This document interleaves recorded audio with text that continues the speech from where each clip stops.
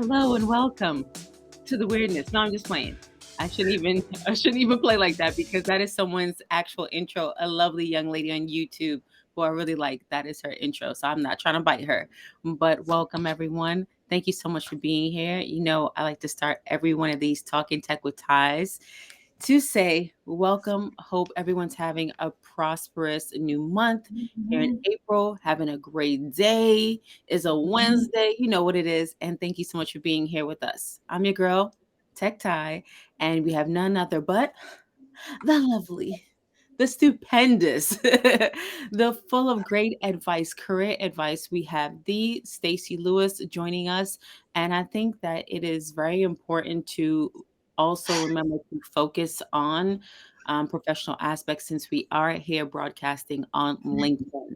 So Stacy and I are going to talk about very career focused subjects today. And Stacey, thank you so very much for being here and welcome. Yay. Thank you for having me. So excited to be back. Hey, everyone out there. Excited to join you. Happy April. Happy spring. Oh, yeah, Joyous Ramadan for those who celebrate. that's right. And excited to jump into this conversation today. Thank you again. So I forgot about the Ramadan Mubarak. So, I hope people are enjoying the fasting. I normally love to participating in fasting times, there's like a higher vibration of spiritual energy. But moving on, once again, if for those of you who have not met Stacy, Stacy Lewis is a CEO of Career Support Group, CSG baby, and she is also the director of Human Resources and Operations at Echo Green, which is a very well known non for profit that is continuing to grow our society with great services headquartered here in New York City. Nueva York, baby, Nueva York. New I've, York City. I've been out of town for a while, so I'm really happy to be home and Mhm. chatting up with a fellow native New Yorker and Brooklyn if you don't stop. Hey, okay. Brooklyn in the house. Yes. Yes, I. All right, Stacey, not to encourage me, but she always does anyway because she's lovely. So, I today, not I, but Stacey and I are really going to be talking about what's going on. We are now in the second quarter of this year, 2022, and I'm not sure how the audience feels, but I feel like this year is full of opportunity and the air is pregnant with opportunity. Like I just feel it, and I feel so many things coming towards me as the days move on, and I'm trying to take advantage of everything, all the resources. But, our world has dramatically changed. In the last 2 years, we have, as a nation, as well as a world, a global community, been dealing with the onset, the devastation, and continuation of COVID-19. And now that we're in April, we've actually officially crossed into the start of the third year in a COVID influenced world. And that has had certain implications on not only our personal communities, but our professional communities.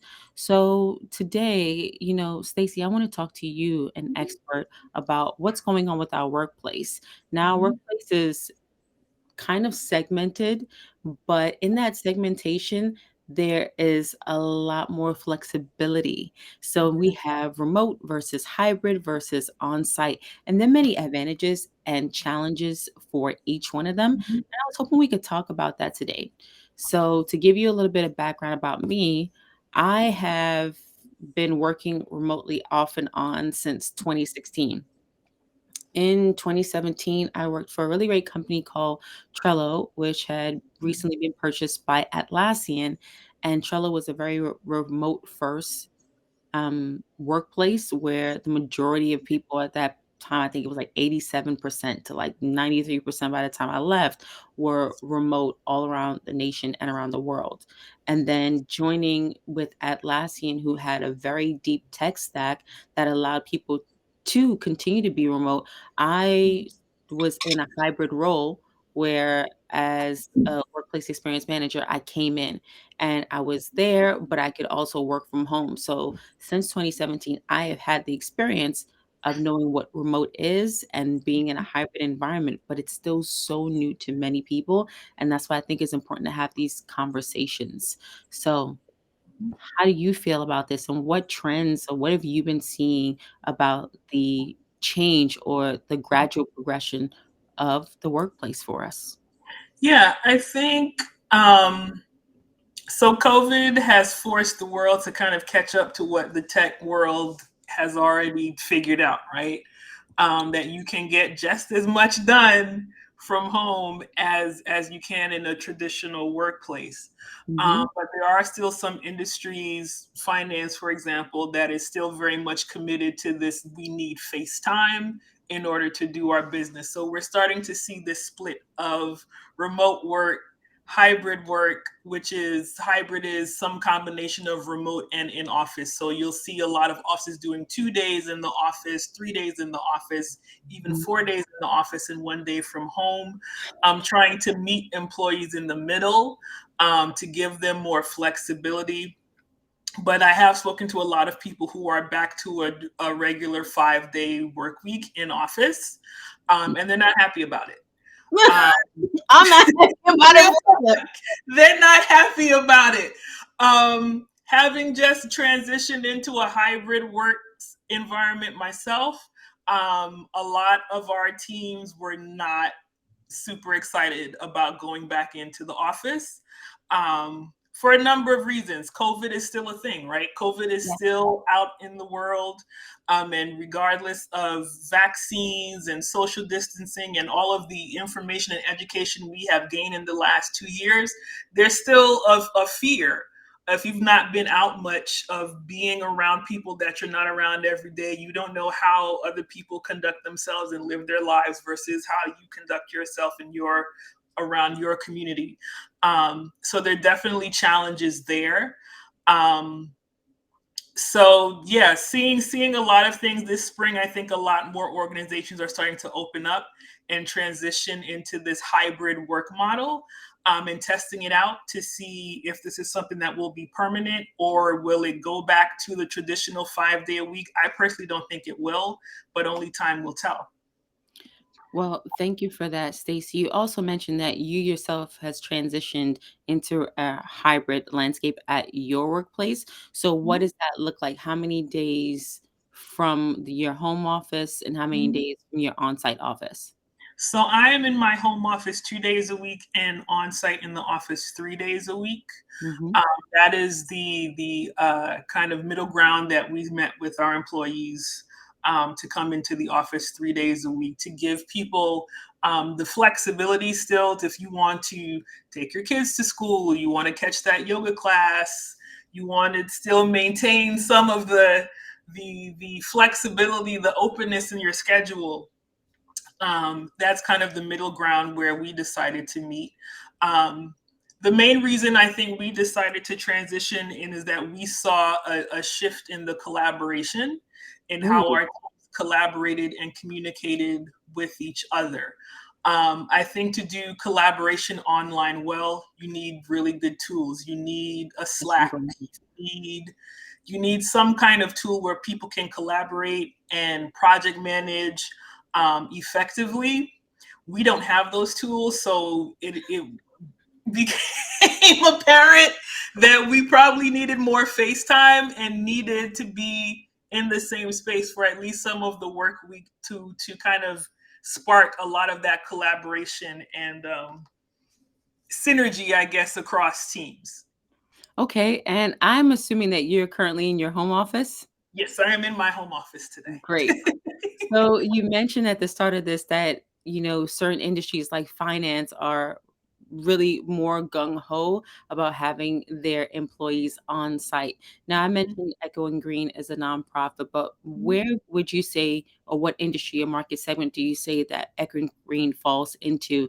And can we talk about like maybe the fact that, like you said, the synergies need to be more on site with everyone because Mhm. the collaborative tools are Mhm. have been identified but yet to be Mhm. implemented. Yeah, so we are a nonprofit, but a social impact nonprofit. Okay. So our focus is on a global scale. We work with early stage social entrepreneurs, Mm. giving them the access to funding and networks in order to help amplify their work in their communities. Um, but we are also a very small organization. We are less than 30 people, Okay. and for a long time worked in the same place. So there Gotcha. was never, COVID forced us to begin a real transition and shift into working virtually. Um, so the benefits to your work life balance, great, right? It's Yes. because control your schedule, control your day. You're saving on transportation, on gas, on food. You're not buying expensive lunches in the city. You're not commuting back and forth. So you get a lot of that time back. Um, so we are still testing this out, and it will be interesting to see the impact on how employees are feeling about commuting again, the Mm. impact that has on their budgets, the impact that has on their schedules. um, I will say for myself, it has been an adjustment to go back into the office even 3 days a week, to kind of restructure my work week, to know that I'm not I'm not always in my home office every day. So that has, how I plan my day and certain calls and meetings that I have.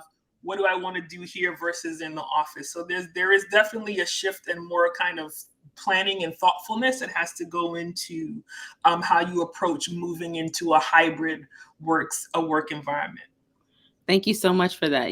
When you talk Mhm, about commuting and you talk about um, lunches and travel, I mhm, don't know about anybody else, but in this head, I'm hearing Saucy Santana's material girl because anytime I think about spending money and stuff like that, because I mean, I think about the benefits of being home. Um, mhm, I currently work for myself, but when I did work for corporations, there were benefits. I work in tech benefits. I know that if I'm going to go in the office, mhm, I'm going to get my breakfast, lunch, and dinner provided, mhm, and mhm, a little take home meal. You mhm. know? So I would think on that scale, but that's no longer the case to me Yeah. working for myself. And I think about, okay, do I need to meal plan? I don't.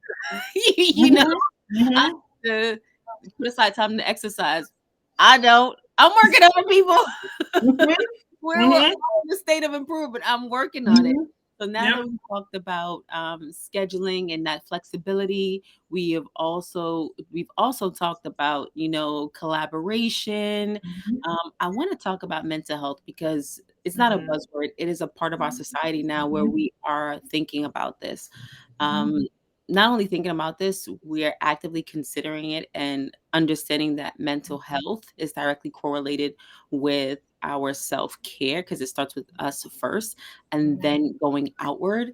And mhm, I think about the mental health implications that are mhm, going to be even more apparent over the next 5, 10, 15 years, what this mhm, is going to look like for millennials who I'm a millennial. I believe you're a millennial. We're older millennials, or maybe mhm, and what that's going to look like now that we are officially half of the overall job market, and yep, then how we have navigated and advocated for so much change that even though Gen Z is now entering, the older part of Gen Z is now entering the job market, they are already heavily influential, So mhm, I would like to talk about what mental health, means for you and what you're seeing mhm, in the mhm. office. Your girl is in her house. Yay, by herself.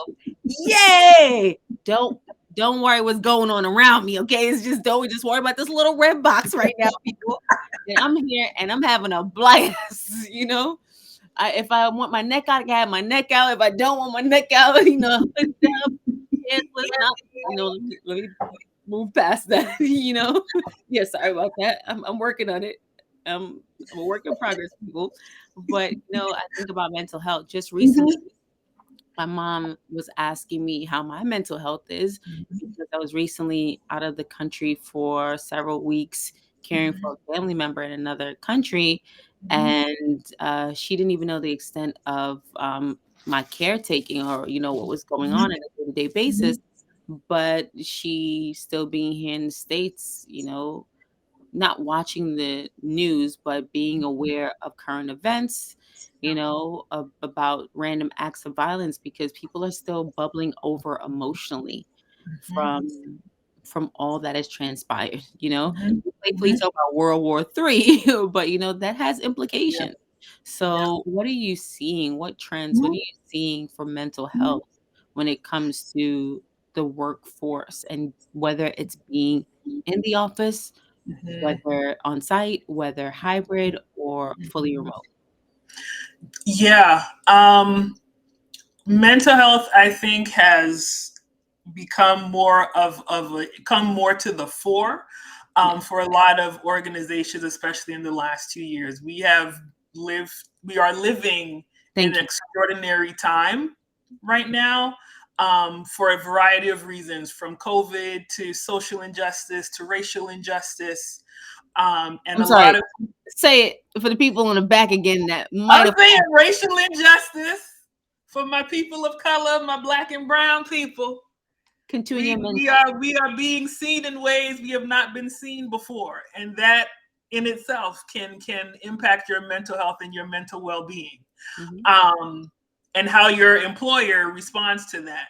So Absolutely. I've seen a lot of organizations, especially in the nonprofit sector, being more intentional about things they can do to support their employees' mental health, whether it is subscriptions to any of the meditation apps, to having in-house counseling and therapists on staff for their Mhm. employees.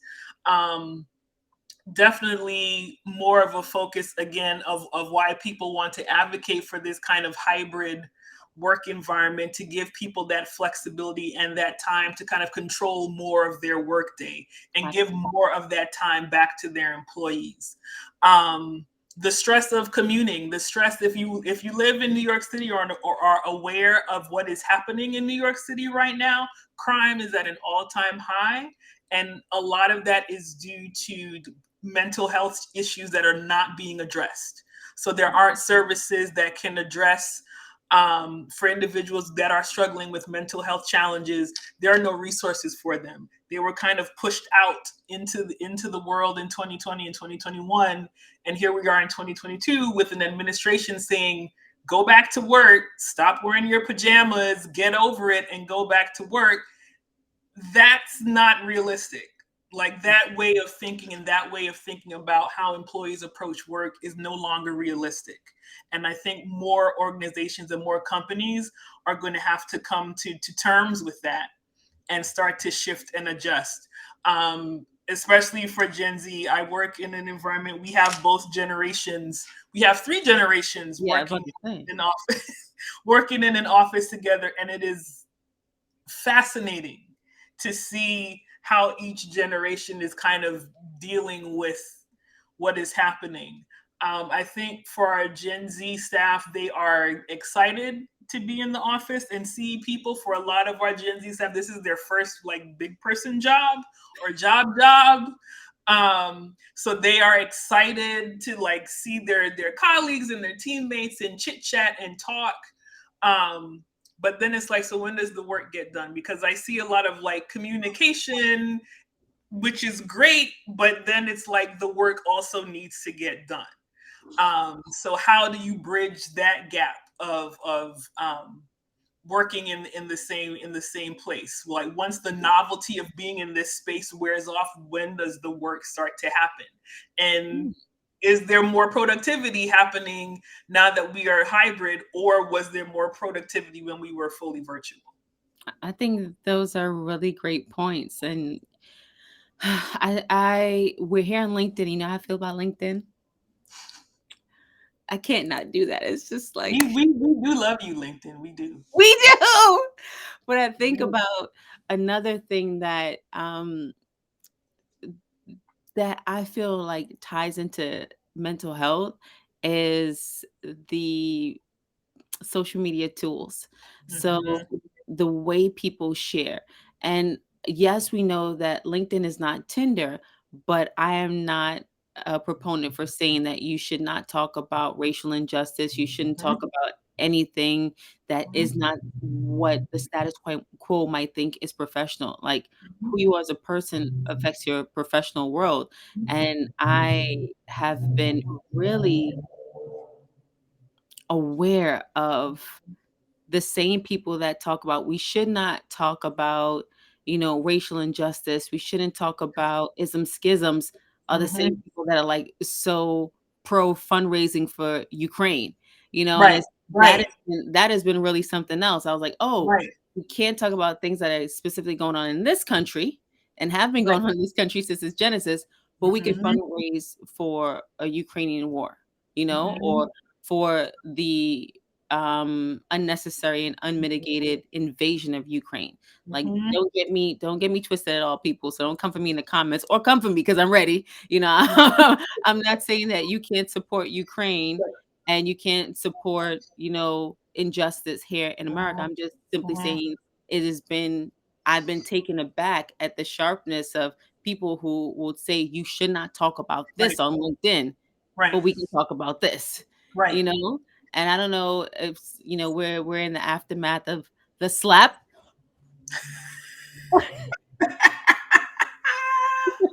And it was something else that I've seen is the fact Yeah. that some people are like, "Oh, you're anti-slap, but you're pro-gun." How does that Right. work? Like, Right. let me pull it back.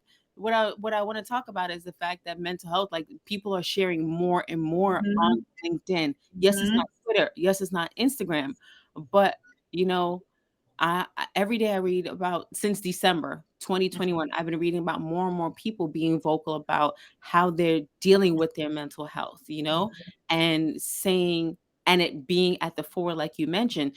Just the other morning, I read about someone who said that over the weekend, the last week for them was hellacious because she, her husband, and her 3-year-old child were dealing with COVID. Mhm. And the thing that she appreciated the most was that her Yeah. colleagues checked in on her. That Mhm. she's fully remote, but Yeah. just to have that bit of concern from her Mhm. colleagues helped her Mhm. along the way, you know? Yeah, So I those think people that also, yeah, I think that also speaks to, for our Gen Z community as well. It speaks to that. That is how they communicate. Mhm. It's likes and shares and clicks and Reactions. that reactions. It is instant reaction. Yeah. That is how you affirm and start to build community. And I think LinkedIn And has, she's a millennial, older yeah, millennial. and I think LinkedIn has also created this environment to share resources like that, to share opportunities of like where you can get mental health support, or I'm struggling with this issue. Is there Yeah. any other HR person struggling with this issue? Because I And don't know about that any other, if there are any other HR people on this call right now. You have now become Dr. Fauci. You have become an epidemiologist. You have become I an bet. OSHA specialist. You've had to learn a lot of different things to keep people safe And in here the I just tell last y'all a bunch year. of snitches. No, I'm just joking a little bit. Yeah. We I gonna take mean, that conversation off the line. y'all are more than snitches. I'm just saying. But no, absolutely. And then not only that, the sharing aspect and what is professional, Mhm. what is not professional Yeah. is the fact that, you know, I'm a creator here on this platform, and I'm always saying everyone create. Everyone has a voice. Everyone Mhm. should be using it. They say that LinkedIn has over 825 million professionals on this Mhm. platform, and still less than 1% are creating. Mhm.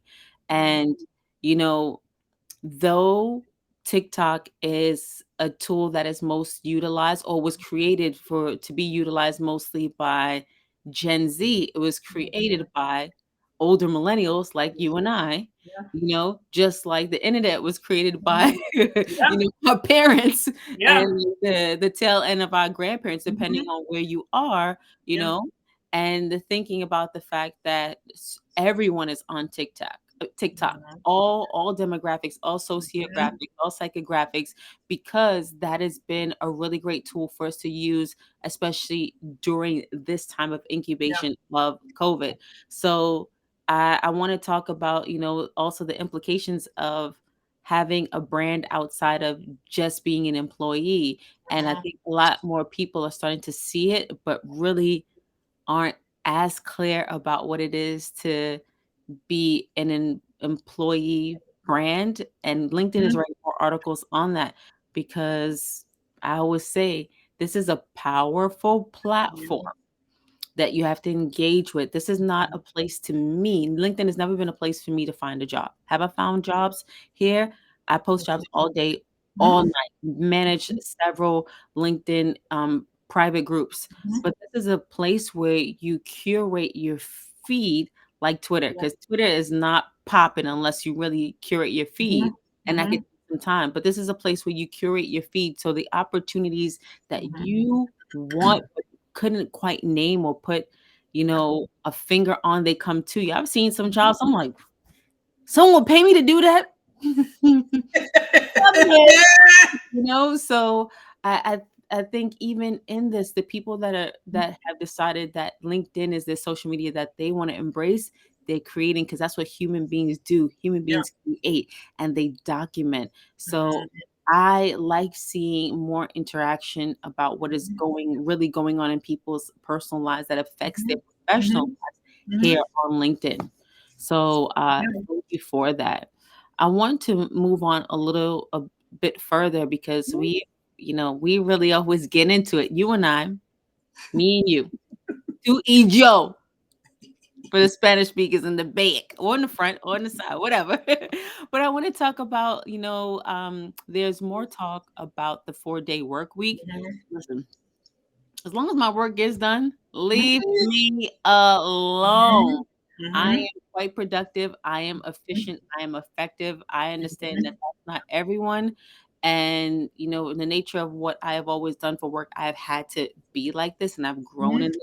And a good majority of it comes from my personality and how I was raised. So to me, it's just Yeah. like, okay, I can be left alone Mhm. and I work well individually and Mhm. collaboratively.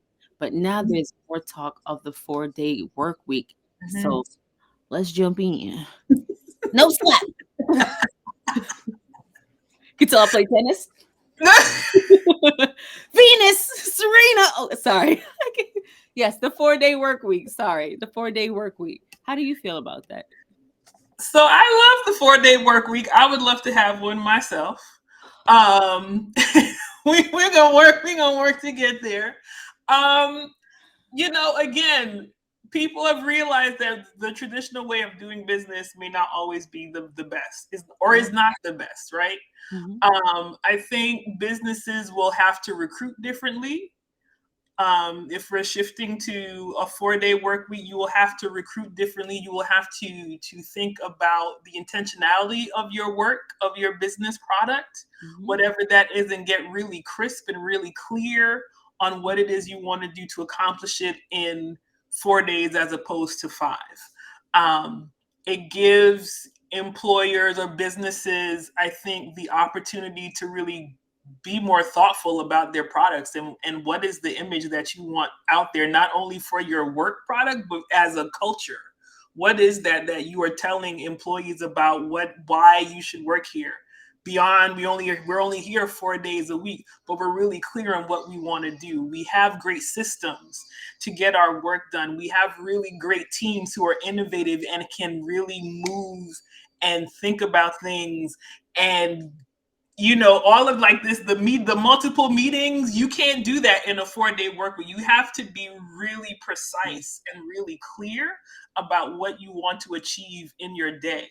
So I think that's going to change how people recruit. It's going to change how employees market themselves.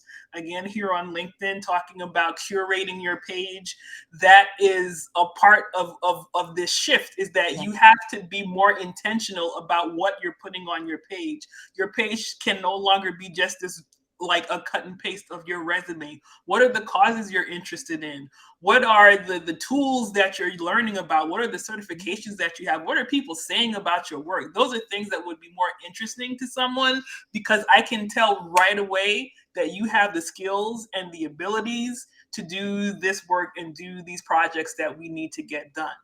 Um, And of course, for employees, it's great to have that flexibility in your schedule, right? To have that flexibility, that to have 3 days to yourself, you know, what is better than that? And to approach, I saw something recently that says something to the effect of like, don't have a job that makes your weekends be like, your weekend shouldn't be like a respite from your work week. It should invigorate you. It should revive you. It should not be like, oh my God, these 2 days I have to get all of these things done before I go back to work on Monday. We need to shift how we think about our work, how we think about what is important to us. We need to be more vocal as employees about what is important to us and explain that to our employers. And if they're not listening to you, you may want to move on. That's what I think the 4 day work week, or reimagining what work will look like,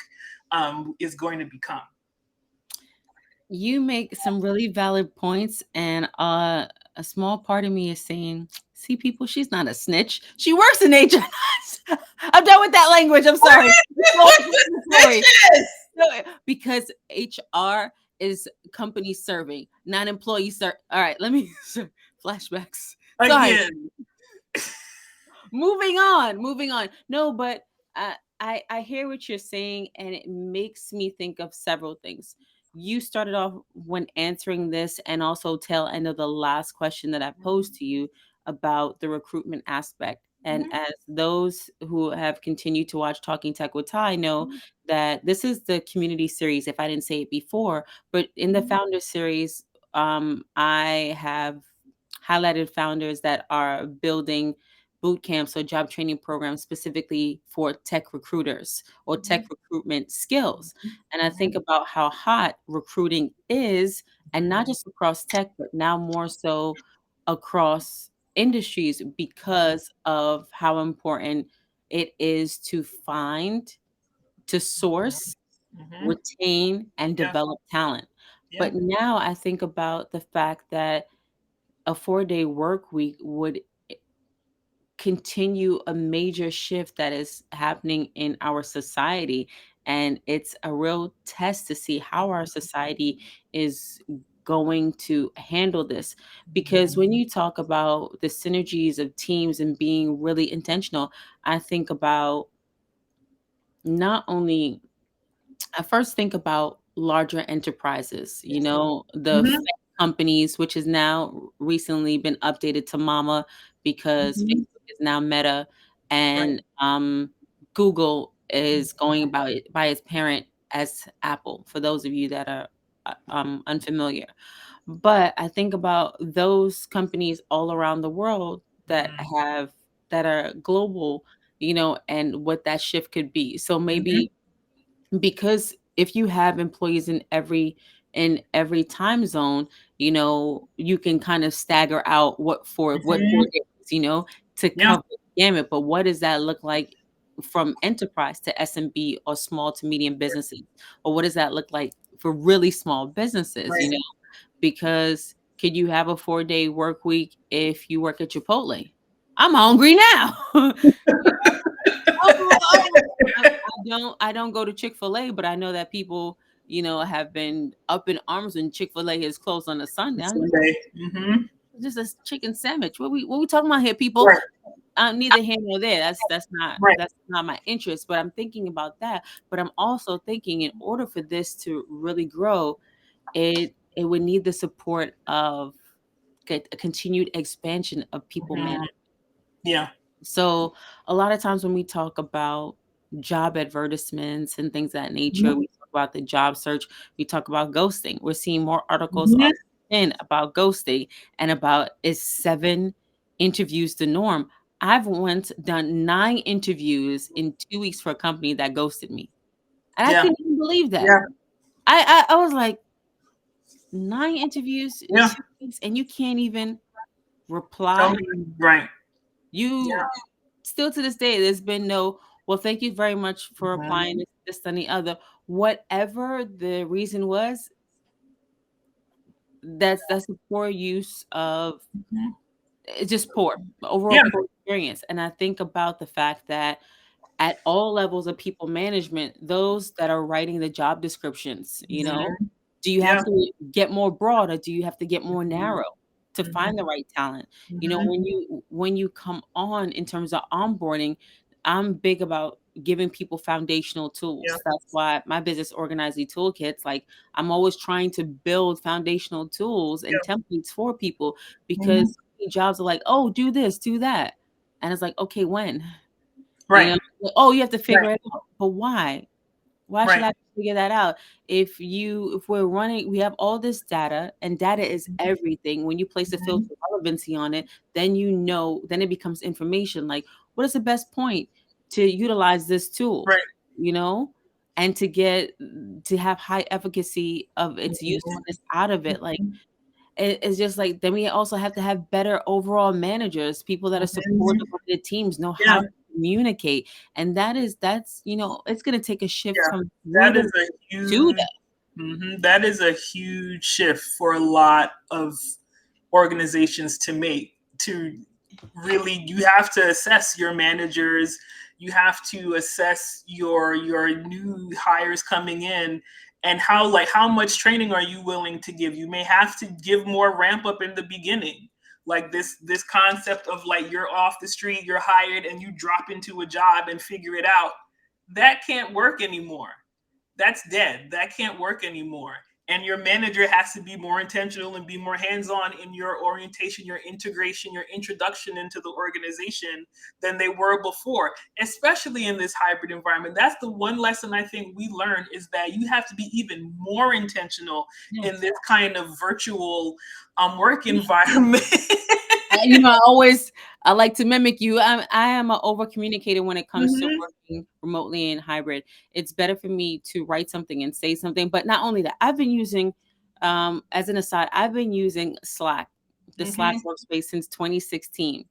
And I know that there's still a lot of people who are newer to Slack, and Slack, as of last year, had finally had their acquisition by Salesforce Mhm. confirmed and things are moving over. But I still regularly have to suggest to my clients, because I use Slack Connect as a business owner, to have to regularly say, if you want my attention, could you please at mention me? Mhm. When you send just a message and you don't at mention me, I'm in like 10 active Slack groups. I hear a ping, but I don't know where it is. you Right. know so I go and check, and I'm looking, Mhm. and I'm like, is this a thread? Mhm. And I also have to show people, like, if I'm trying to reach you, I will at mention you. Right. And if you're trying to find an older message, I look at the top, you'll see that you might not Mhm. always get a notification of where the actual conversation was happening. But if you see threads has been emboldened, then it'll open up all the threads that you had where you're trying to get back places. Or, I'm constantly having to pin information, to help colleagues out and at mention them there, or save and show Mhm. them how to utilize those things. Mhm. Mhm. And because I have the knowledge from being on Mhm. Slack since 2016, I just offer it Yeah. so that there's less friction. Mhm. But once again, that is a people manager's job. I've been a people manager, but that Yeah. is a people manager's job to not only Mhm. think about incoming talent, but maintaining and Mhm. retaining developing current talent, Yeah, So your managers build the culture. Your managers are the first introduction your staff have to your organization's culture. And if they are not prepared to train and onboard someone and do it well, mhm. you're going to spend a lot of money replacing that person in less than a year. Yeah, because people don't leave jobs, they leave poor They leave managed, poor managers. Yeah. poor supervisors, people that sap. You know what? I'm not gonna take We all of gonna move on. We gonna move on. We my gonna move on. today. We gonna move on. We gonna move on. So now that we're talking about the implications of, what our work world is looking like and transforming Mhm. into what we're seeing, those trends, Mhm. now that we're formally into um, Q2, I want to talk about like person job fit. Mhm. So Mhm. all of these things make us now think even more, is this the right job for me? Mhm. Am I properly being supported? And before, it's just Mhm. like when they gave millennials so much nonsense, like, why do you need so much at work? Just go there, work 30 years. Mhm. I was like, so I should be miserable. That's what you're Right. saying. And Right. you don't even have access to 30 years in a pension. Yeah, because you took all of that. Right. Didn't even think about your children. But I Right. digress, you know. But you want us to be miserable, Mhm. You want us whatever. But now Mhm. I think about the person job fit aspect, Mhm. and I think about a great example of I don't regularly use the word toxic because it's overused. And that's Mhm. fine. It's just not really in my vocabulary because my lexicon is vast. So I have other synonyms for those type of Ain't phrases. too perfect score on your SAT. Ew. But yes, moving on. I was just thinking about, you know, uh public viewing of for a time, the public viewing of Justice Ketanji Brown Jackson's Mhm. confirmation, and Mhm. thinking about all of the comments all over Mhm. LinkedIn about Mhm. toxic environment, Mhm. mental health and Mhm. self-care. And then we watch this well-qualified candidate who has been recommended Mhm. by our president, the highest office in the Mhm. nation, Mhm. and had to go through the type of gauntlet that she went through, Yeah. which, if not clear to everyone, was quite littered Yeah. with isms and schisms, Isms and racism, schisms. sexism, and Mhm. that has a specific intersection when it comes to Mhm. um, Black people and women. It's called Yeah. misogynoir, if people are unfamiliar, and thinking about all that we tout, you Mhm. know, of mental health and caring Mhm. for oneself and Mhm. watching Mhm. her. It wasn't even like a public interview because she was recommended for the job because Right. she is the most Right. qualified, even of the new talent, even of the existing members of Mhm. Mhm. our highest court. So I think about all that we talk about, and then watching that. Mhm. Do you have any Mhm. thoughts on that and that intersection with what we've been talking about? Real life example of what we've been talking about Mhm. the workplace, about moving Yeah. forward, our expectations Yeah. about the workplace. Yeah. I mean, Ketanji Brown Jackson and her new name should be Amazing Grace. Because Justice, please, justice, the honorable. Justice, We use Justice honorifics here. Ketanji Brown Jackson. Her name should be Amazing Grace because the amount of grace and decorum and poise that she maintained during that blatant racist, sexist questioning that she had to endure for all of those days. Um, I hope it was revelatory to a lot of employers out there, a lot of people out there, that this is a thing that happens. Women of color, especially, going into organizations where they are sometimes overqualified for a job and will be interrogated, not interviewed, but interrogated for a job. Think about your interviewing practices, your hiring practices, your recruiting practices. Are they equitable? Are they bringing in diverse candidate pools? Are they inclusive? Are they taking into consideration people's emotional disabilities, emotional challenges, mental challenges, physical disabilities, challenges? Um, we have to shift how we look at our work. We have to shift how we think about interviews. It is something that I've thought a lot about in the last year, especially to make sure that you're not just checking a box when you're interviewing a candidate. So you're not just, oh, we've interviewed X percent of Black people, we've interviewed X percent of homosexual people.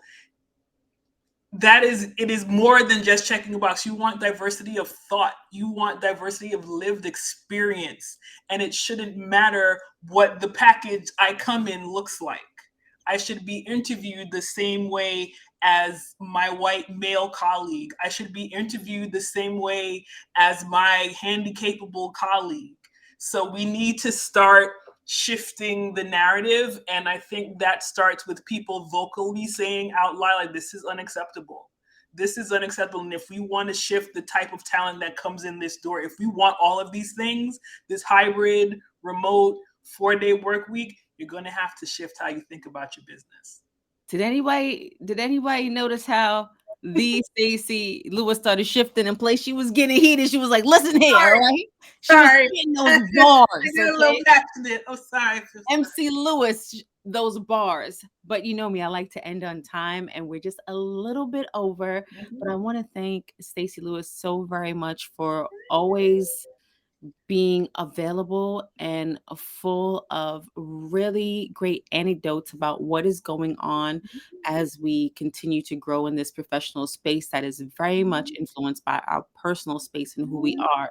Stacy Lewis, once again, is the CEO of Career Support Group, as well as the current director of human resources and operations at Echoing Green. You can definitely um, follow up with and connect with Stacy here on LinkedIn. She also is available at the career support group.com. And she has a LinkedIn group, the skills box, where she drops these great gems. There'll be that information will be aggregated at the end of this as well. And I just want to thank everyone for being here. And as usual, I'm wishing you continued success, health, wealth, happiness, prosperity, joy, love. And this is Talking Tech with Ty. So deuces. See you next Wednesday. Thank you, Stacy. Bye. Bye.